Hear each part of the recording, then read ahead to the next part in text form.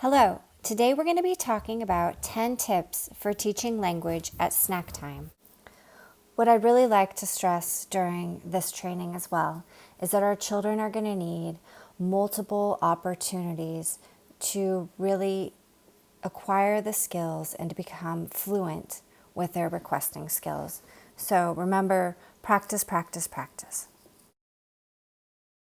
The first tip of teaching language during snack time is that you're the one who's in control of snack. So instead of presenting your child with a full plate of food, you present your child with an empty plate. Keep all the food items at your side so that you're able to ask your child what they want, and when they answer or provide a choice, that you're able to offer the item that matches what they've said. Additionally, only give one piece of an item at a time, and do not give the child the whole container or bag so that you're able to work on multiple requesting opportunities. You can see in this next video, if your child tries to reach and grab the item, that you can gently block them and use this as an opportunity to prompt your child to use their words or point. What do you want? Yeah, good pointing. Raisin. Raisin. Keep the pieces of food small so that your child is able to make multiple requests throughout your snack time for the item. Your child is going to need a lot of practice to improve their language, so as many opportunities as we give them to request items and get things right or go through some sort of correction procedure, the more likely they are to increase their language skills. So say you had a bag of crackers in front of you and your child was requesting crackers. Instead of offering them the full bag, you would either break up a piece of cracker or offer them a whole cracker if it was a small cracker. Additionally, if they're requesting liquid, you would fill their cup up with just a little bit of juice or milk instead of filling up the whole cup or liquid, so that they're able to get multiple opportunities for requesting. All right, our third tip is to offer choices. This can be done either through a menu or having two items out and asking your child to make a selection between two items. In this first video, you'll see that a menu is used to give the child a choice between two items. These two items are between milk and water. Using this type of menu does require a little pre-planning, but it's a good option for a child that often has the same sort of items that they're requesting and has a difficult time expressing to you that they want a particular item through just vocal communication or through pointing. Get the white picture again. Which one would you like to have? There's water and there's milk. Which one do you want?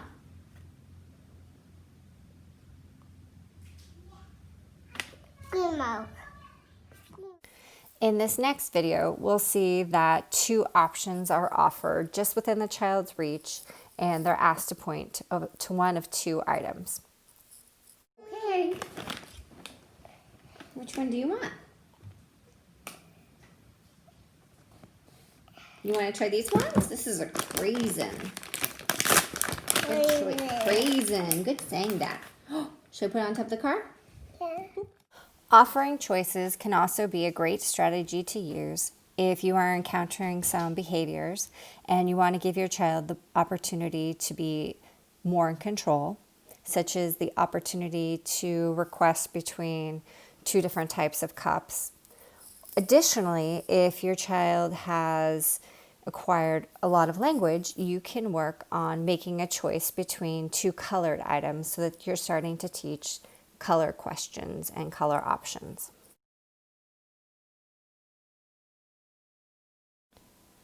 My fourth tip to work on language during snack time is to avoid asking yes or no questions. So avoid asking, do you want milk or do you want water? Instead, provide your child with a choice and say, what do you want? Giving your child multiple opportunities throughout snack time to request an item will continue to strengthen that particular word. Tip number 5, avoid working on the word more. This is a much more complex language skill. Your child is probably better off at this point continuing to work on the specific requests, such as milk or juice, instead of more.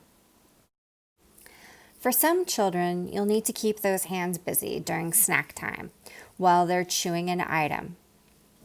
You can see in this next video that when the boy doesn't have anything in his hands, he is up out of his seat and moving around, but as soon as he has an item in his hand, right after he's requested the raisin, he's able to sit down and be much more focused. This strategy is going to work best for children who easily give up a toy. So if your child has a hard time returning the toy to you and you're not able to work on language, this is not going to be a strategy that's good for you to use. That's a flare! That's a flare. This is a flare and the button. The oval. Where sit down? What do you want? Green. Raisins. Good.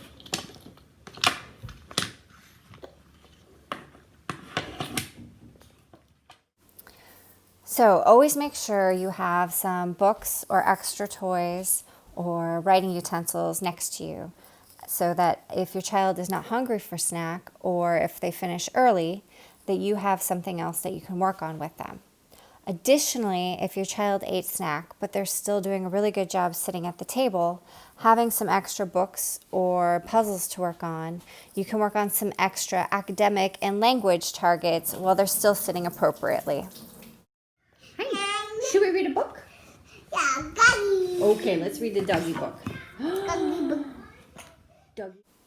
So if your child asks for something that they're allowed to have and they ask for it nicely, especially if it's something that you have readily on hand, make sure you honor that request within 3 to 5 seconds to help promote the connection of language between the item that they have requested and the physical, tangible item that they receive.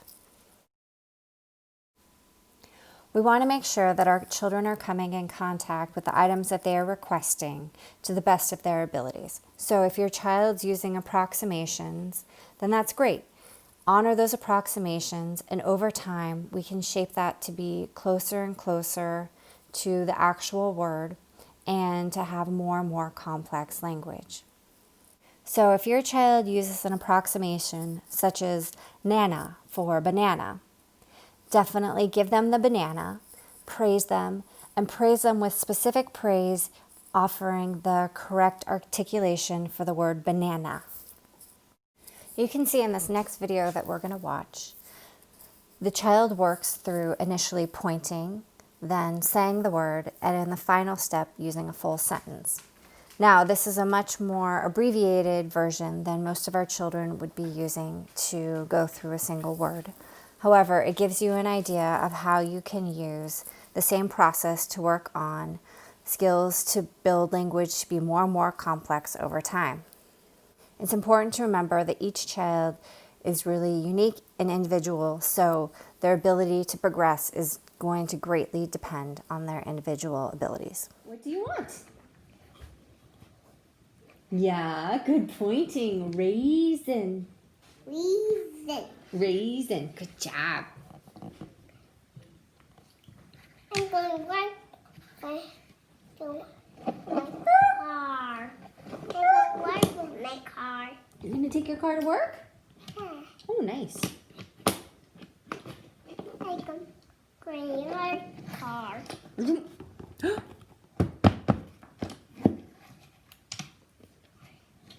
John, what would you like? Raisin. Raisin. Good, love. Good job. Raisin. Raisin. You looked at me nice, too. Raisin. I have my teeth. You put it in your teeth?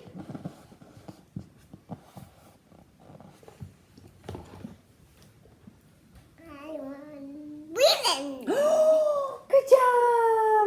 raisin. So after your child has used their words or point or picture to request an item, you want to make sure that you quickly give them the item in addition to giving them specific verbal praise, such as, "That was a great job asking for water." What would you like? Raisin. Raisin. Good, love. Good job. Raisin. Raisin. You looked at me nice too. Raisin.